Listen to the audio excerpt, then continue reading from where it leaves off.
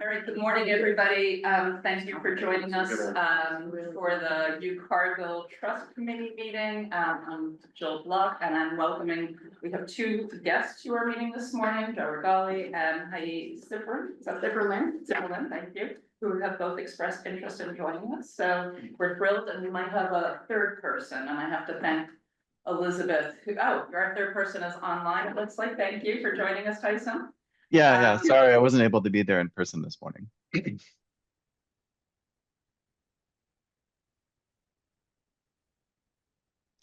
Were you able to hear me? I think we lost. I can anyway. They all vanished though. I think we lost the audio in the room. All right, thank you.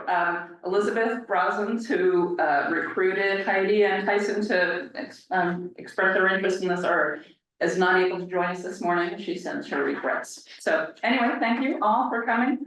Our first order of business is approval of our minutes from April 15th.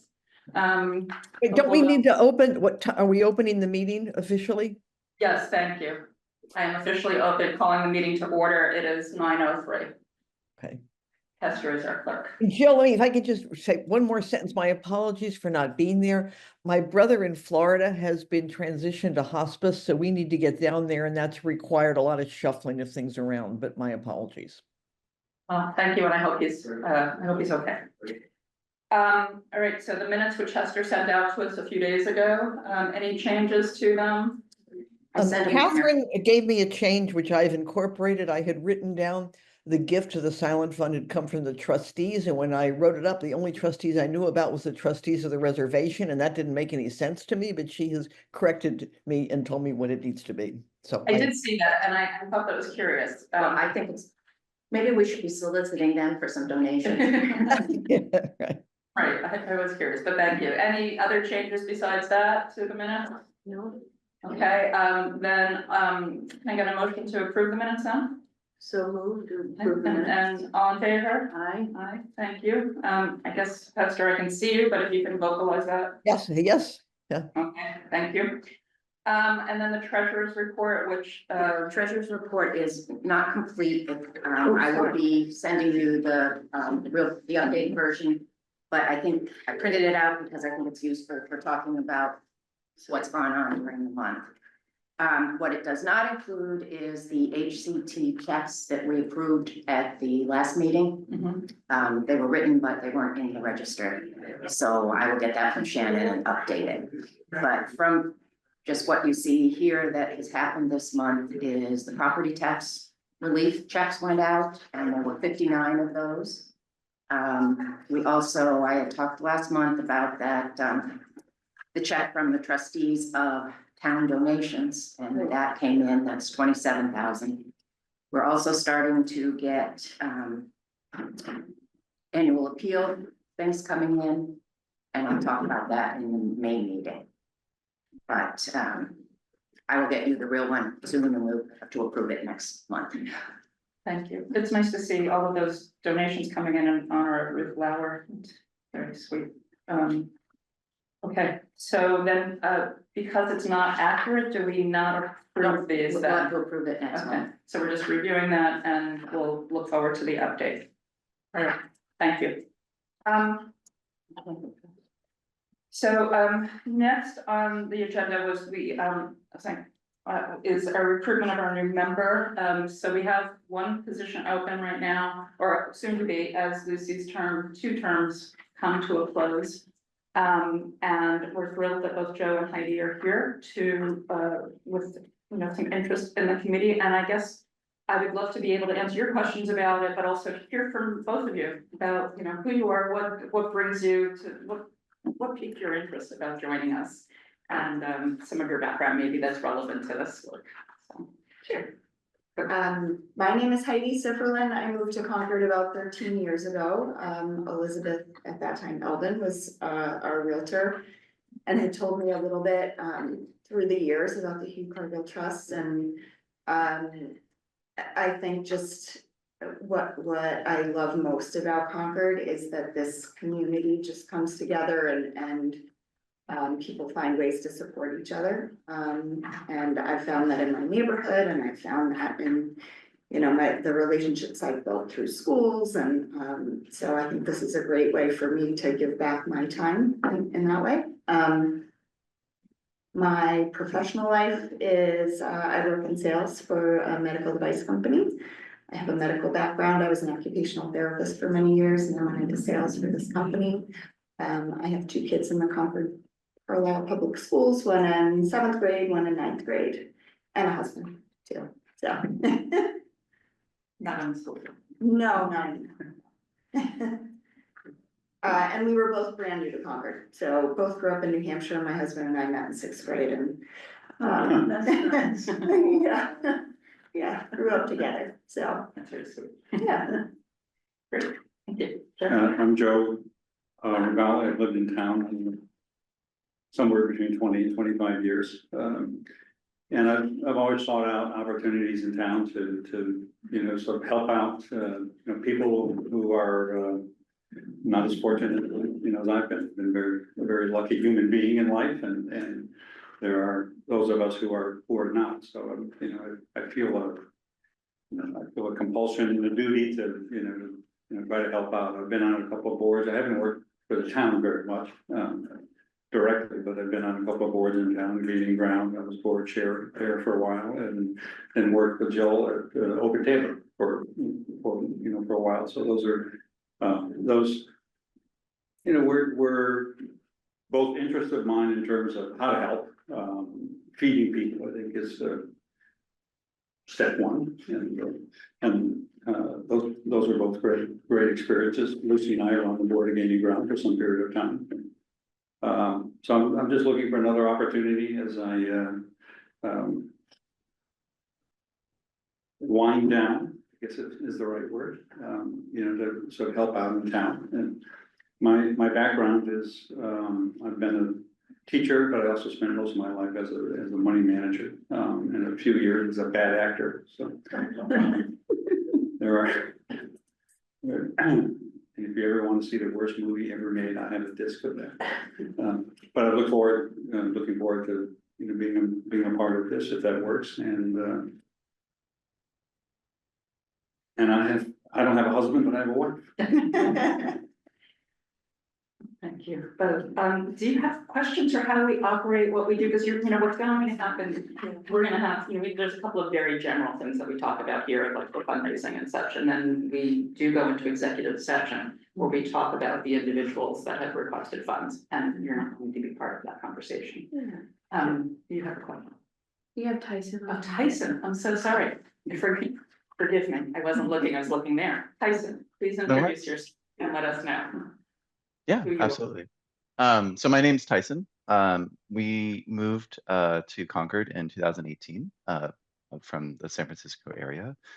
I have a wife who's a Japanese national, and then I have 2 children. One is 13, he's entering Concord High School. And then one is 11, and she's just graduating from Willard. My background is in technology. I'm actually a chief information security officer, well, a recovering one. I resigned from my last position. The 2 prior companies that I worked for were mission-based in that they were trying to serve the public good. So they were public benefit corporations. My last one was in healthcare, and then the one before that was in financial services, where we focused on serving folks within the low moderate income brackets that were unbanked or underbanked with regards to traditional financial services. So I always try to find ways to give back through the things that I am doing. What I'm doing right now is when I resigned from my last position, I pivoted to actually founding a nonprofit that is seeking to professionalize the CISO role itself. So think of it as the ABA for CISOs. And so we're quite far into that, into standing it up. We have members, we are in the process of formalizing things, and that's kind of what I've been doing for the last year or so. Within town, I love what it is that you are doing. Obviously, helping people in need is kind of the theme that I try to align the work that I do and the time that I spend. And so obviously, if in some capacity, whether it's officially or not officially, I'm more than happy to try and help. Thank you. Sorry for having that oversight before. Questions from the three of you about how we operate or the types of things we're doing, or can we expand upon what our mission is or anything like that for you? Is there ever discussion about growing the size of the fund? Is that, Not in my experience, other than the annual appeal. is there a need for it, I guess is the question. Right now, we are bringing in enough to cover to cover people who ask for help and but there's always an ongoing need to do an annual fundraising. And the property tax, I mean, if we got more in the property tax, more donations to the property tax fund, maybe we could cut bigger checks for that. But right now, the people who are asking us for help are able to meet those. We've also raised the amount that we can give to a household from 1,000 to 2,000 a year, which is kind of a modest considering how expensive everything is. 2,000 is still pretty small if you think about the needs, but we so far have been doing fine covering the asks. If we raise, I mean, just theoretical, if we raise the limit to 4,000, is there demand, is there need for that? Lucy's our intake person, Yes. so There is, for example, I should really explain what intake does, but I have a vague idea, I saw the form, so I know what, yeah, well, it's a little beyond form too. no, I'm just. Yeah, but so last night I was talking to an applicant and we decided to focus on one part of her ask because both were important to her, but we couldn't go to the limit, beyond the limit. So we could, in certain cases, give more. There is a need for that. But people do come back and ask again, so.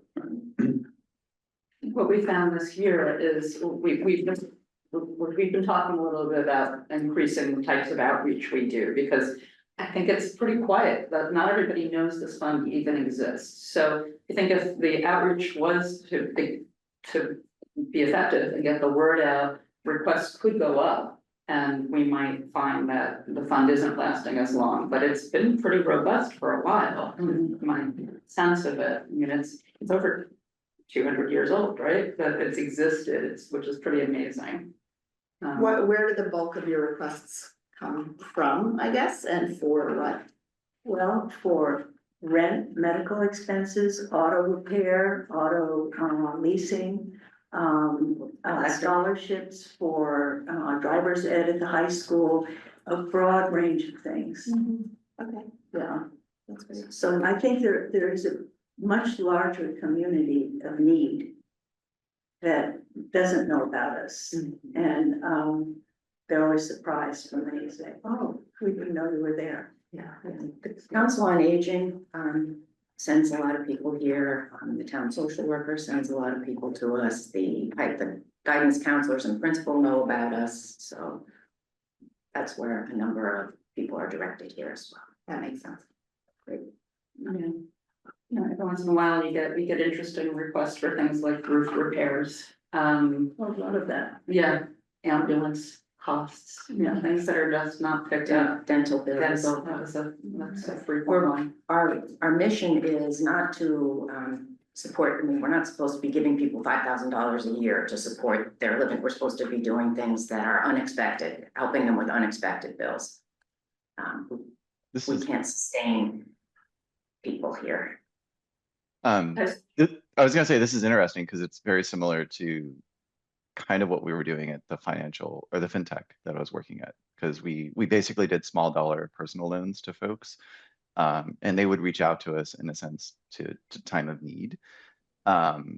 What's interesting is though, like most of what we found were actually medical expense requests. And so what's like the percentage of like the buckets where things actually fall into?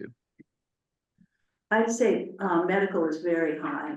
anything related to medical, because those are huge expenses for people even who have responsible budgets.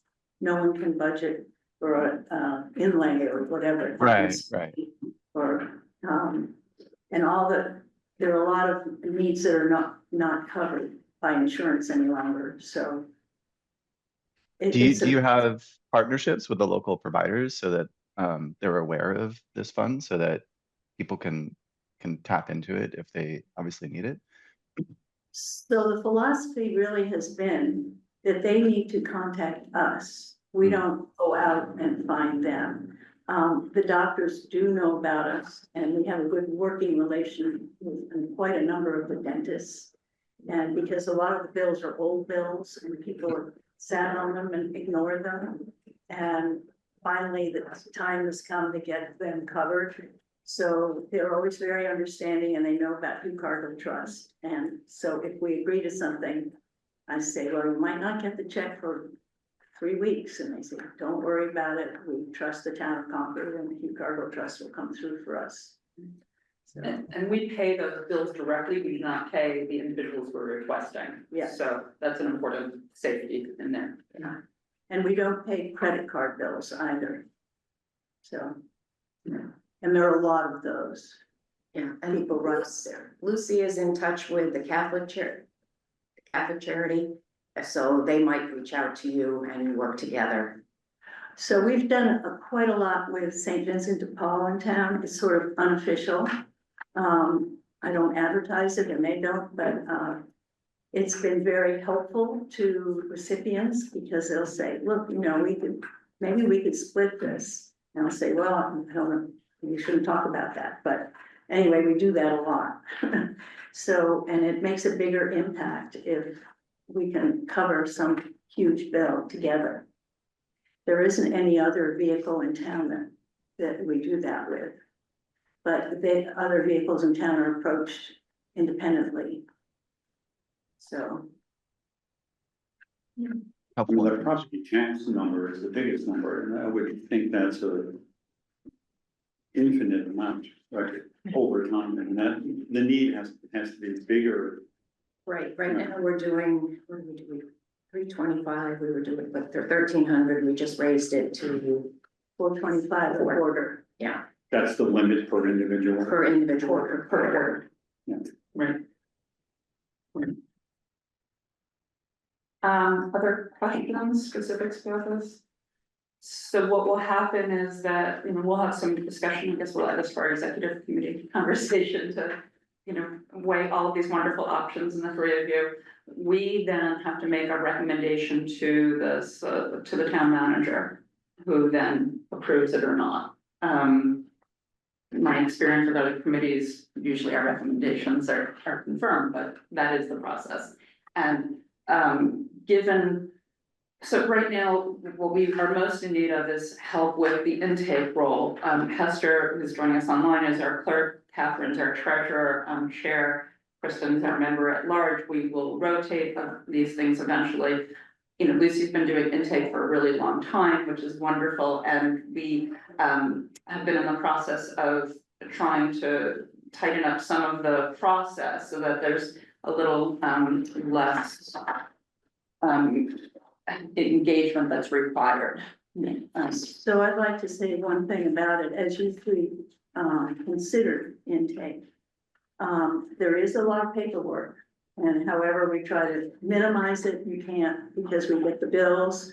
We work with the providers, we work with Shannon. And so there's paperwork, and there is also timeliness. People have a question, they need an answer, and so I make an effort to follow up with all of our applicants in a timely manner. So time and paperwork, I would say, and keeping good records, very important. Lucy, can you estimate like how many hours per week? I know you always ask me that. So some weeks there isn't anything, but I can tell you before a meeting, there's a lot. And actually after a meeting, there's quite a bit. And then it depends on, this month, for example, I think I have 12 applications. Sometimes there are fewer, usually not more than 12. That seems to be the maximum.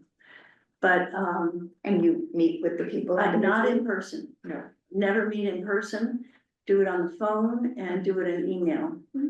And, I actually get to know them because we are exchanging and they sort of put forth their case.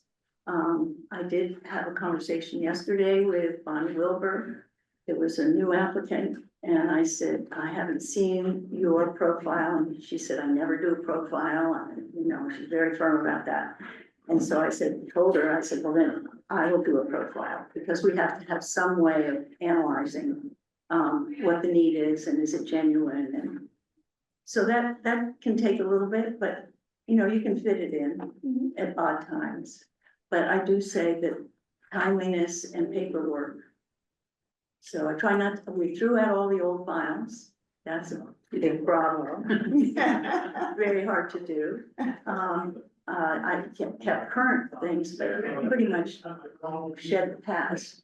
But there's still paperwork, so organization. Who's responsible at the end of the day for the record keeping? Well, I do that for this. I have all the records. We try not to know the name, we don't talk about their names, we go by initials. Shannon needs to do the names and I see the names later so that I can double check the financial things, but other than that.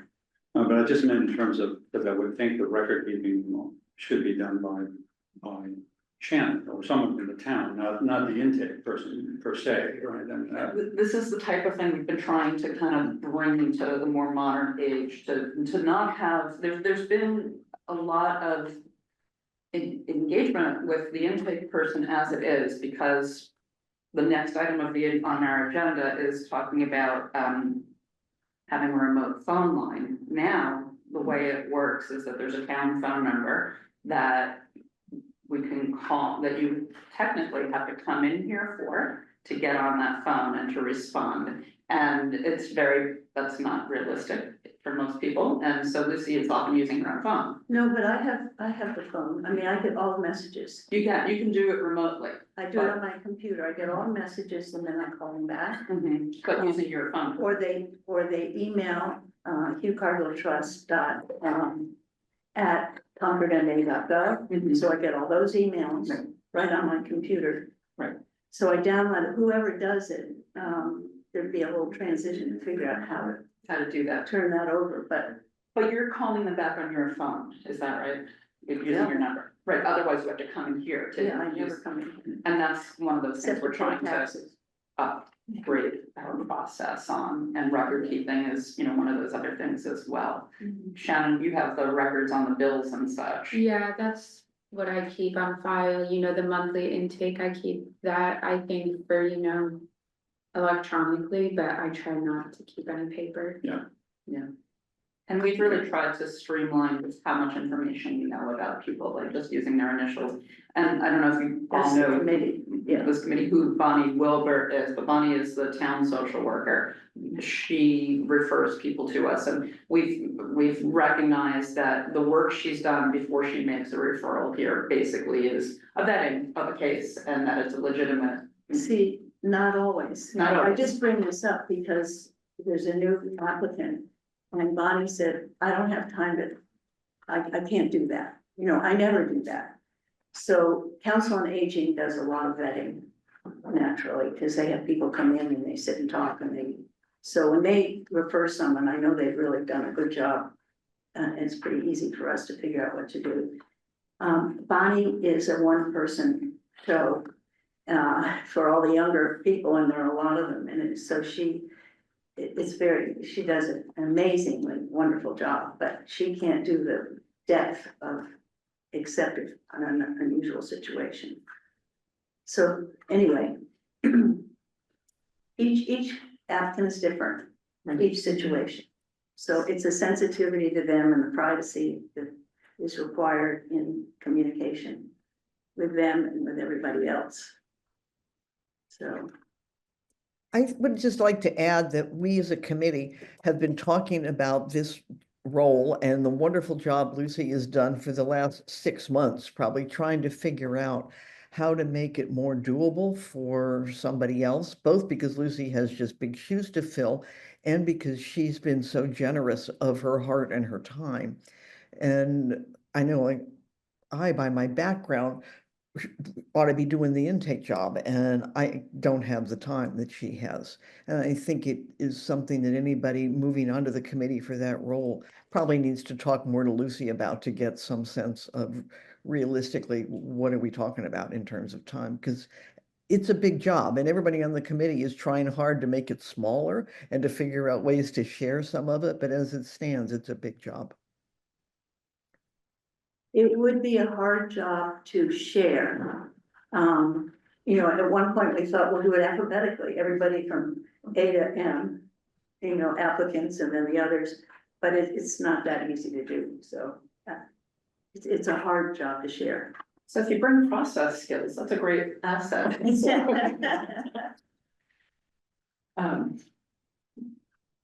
Other questions or thoughts from the committee?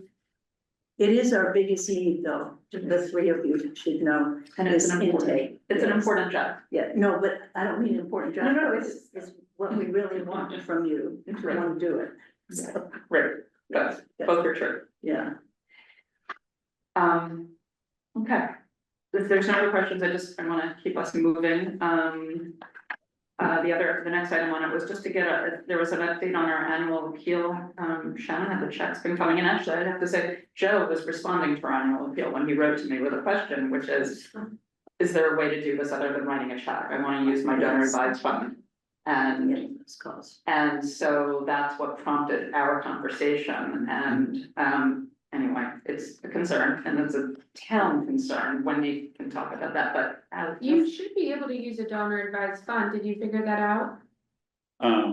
It was, so I use Vanguard, which is one of the giants, right? Yeah. And the Hugh Cargill Trust is not listed, or the town of Concord isn't listed as an Is not, option. No, the okay. Concord Carlisle Scholarship Fund is. Yeah, cause I know, like a lot of people, I've seen donor advised checks through Fidelity. And they're able to do it. It's generally the town of Concord. Like it's almost never listed as Hugh Cargill Trust when it comes from a donor advised fund. But typically people have been able to say town of Concord and then in the memo line put Hugh Cargill Trust. Yeah, it's just not that, the town of Concord isn't registered on the Vanguard site. Yeah. So it's a process for that. I don't think it's terribly hard, but I'm not sure. Yeah, I'm not familiar with setting that up either. Yeah. It's always just been set up before me. Yeah, yeah. So. I would look into it. I don't think Yeah. it's terribly complex. But again, I'm basing that on wish rather than knowledge, but, because I mean, they're the two giants, right? So, Yeah. Fidelity and Vanguard. Yeah, I mean, the only other thing that I'll just add to that is that what's limiting us now is our internal municipal finance accounting, and the CFO is committed to sort of getting these funds integrated so that we can do online donations, so it's coming. Yeah. Coming up for you, within a year. Yeah. Let me say that. So given that, have the checks been coming in? Yeah. There were 14 that you reported last month. Yep. And then about 80 more came in that you just deposited in May, that came in through April, a lot of them, but they got Yeah. deposited in May, so they'll show up in the May one. So far in total, about $12,000 has come in, most of that for Hugh Cargill, not as much for the property tax. Yeah, And- they generally trickle in for a couple of months after the annual appeal, I would say, so I would say through June, we'll probably have donations trickling in. That's great. And just for those of you visiting us, we chose to not do our annual appeal in November to see, you know, when everybody else sends out their letters, so that we could see what happens, you know, whether we get more attention. It'd be interesting to see. Yeah, I'll update the donor sheet, the historical donor sheet that I do next month. It wouldn't have made much sense for this one. Great, thank you. And the property tax applicants? We had 2 new ones. They both meet the housing cap allowance, so we need to approve those two. And Shannon, then you can add them. So we wrote 59 checks this last time. That would put the total to 61 households getting the property tax relief. So could we have a vote on approving them? I move that we vote to approve the two new applicants for property tax relief. Third, all in favor? Aye. Thank you. We just raised those to, what was it 425? And it's based on, you know, house value, right, property tax value Income. and income. And we do not go into depth verifying the income, but we do look at the property tax record. Shannon gives the property tax record. So those are pretty straightforward. Okay, great, thank you. So as I mentioned a minute ago, you know, one of the way the calls come to us is that there's a town phone line that we can remotely access to retrieve messages from. There's an email, but in terms of follow-up phone calls, if you're not coming into the townhouse, you need to use your own phone. And just given the concerns around confidentiality and just and separation of kind of work and our personal lives, I started looking into alternatives, and there are a lot of remote phone systems out there, and Zoom Phone offers an opportunity where we would be able to keep that 318 number, whatever the phone number is, the existing number. Anybody, any one of us could call into that number and use it. And so you would maintain everything as it is, and anybody would have that access to it. Nothing really changes, except that it would cost us, it looks like $15 a month to do that, which seems to be a pretty reasonable cost of business. And, you know, what's our other expense? The annual appeal printing, right? That's about it. So, I'm hoping that this is something that we could move forward on, and I guess Shannon, the question is, given that it's a town phone number, I think it's something that have to be done through the town, right? You mean Like, setting setting it it up?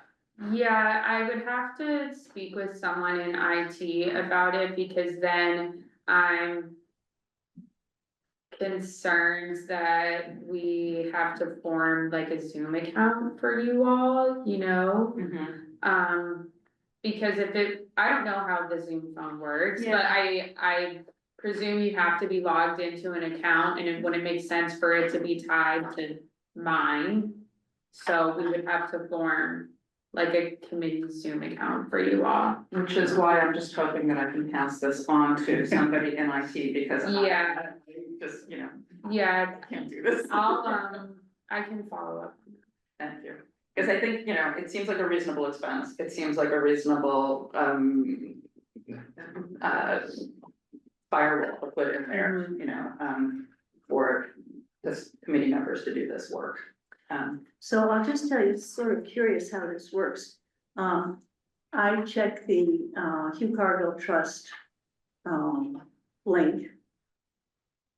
And I will either get emails from people sent to Hugh Cargill Trust, or I'll get a recording and I click on the recording, and that's how I get the phone messages.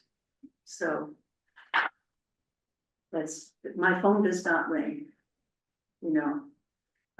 But it's the return call, I think that's the bigger. It's the return that's concerning to everyone. Right. I think that's really the biggest concern, Right. because we don't want, and once you make that return call, then they have your number, Yeah, and then, I'm you know. glad they do, you know, I mean, because it helps me going forward in the past, the way I've been doing. Yeah, Right, but if it was coming through on that, you know, on the regular line, you would still get it just as Yeah. comfortably. right. Anyway, I'm gonna pass this on to you, Shannon, and you can pass it on to whoever needs to know. Thank you. Thank you for doing that.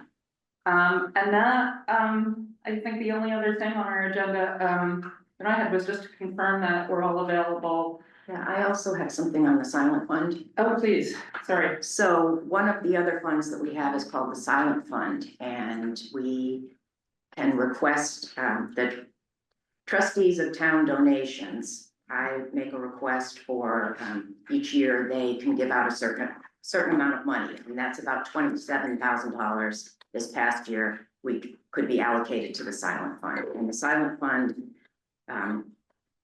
we do two things. We do camp scholarships and then we give holiday gifts. And holiday gifts are like $75 for seniors and then families with children. And we get those for the silent fund at the holiday appeal. We get those names from the Council on Aging and then from the schools.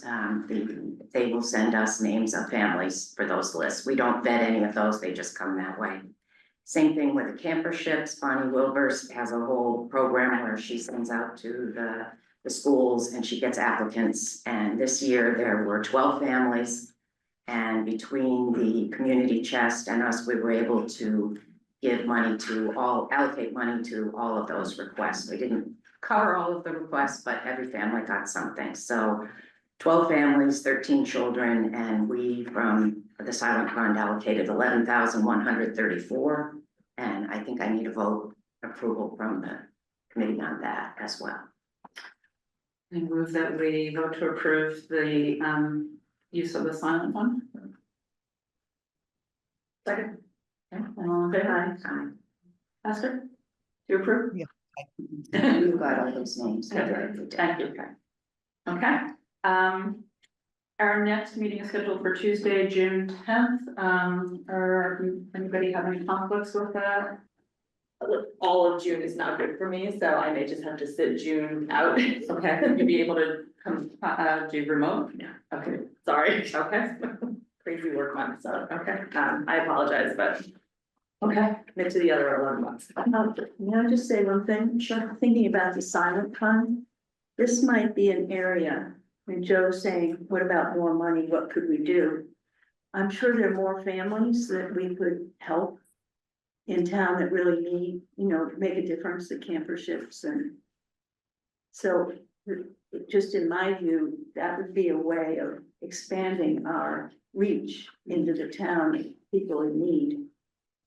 I don't know how it would I work. don't know, one of the things that you might be able to do is, we never know, we don't know exactly how much we can get from the trustees every year. I'll find that out this summer and see what we have. If we do have additional funds, we might do something like approaching the town camp.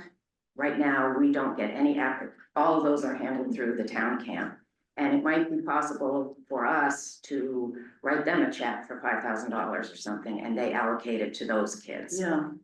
Because summer camp is really expensive, and when it's daycare, the families are doing before and after, and I'm sure it could help there.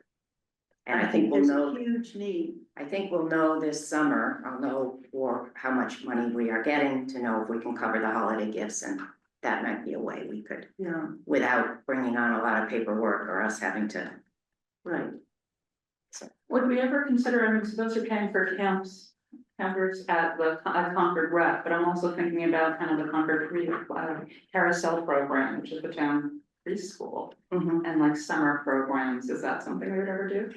Well, we do get a lot of, from I've forgotten what it's, the rec department, all of their little things. Yeah. We get applications for all of those. So it's not, so But it's I something they're think, short-term programs. families don't realize that we could help. And they make a huge difference to working families because they can drop off their kids and go to work. Summer is a tough time. Yeah, so by this summer, I'll know more about how much we have there, and then we can discuss just writing, maybe if it's possible to just write a check to one of those. Yeah, I think that's a great idea. Hugh Cargill can fund it also, right? Yeah. Yeah, just, because you have one. Yeah. Sure. Great. Okay. Anything else? No. Anything else from anybody? Any other additional questions from our guests? Ask questions. You could I always. think I understand the role, and maybe you'd like to hear from us individually in terms of our ability to meet the need, or I don't know if this is the right forum for Well, that. if you'd like, feel free to send me, an email with questions, other thoughts on it. Well, it's jillblock16@gmail.com if you want to find me. and I can get questions answered and help Thank you out. So if there's no other business, I am looking for a motion to adjourn this meeting. For the purpose, yeah, go ahead, Catherine. Move to executive session for the purpose of discussing individuals or families seeking assistance, the disclosure of which would be a violation of privacy.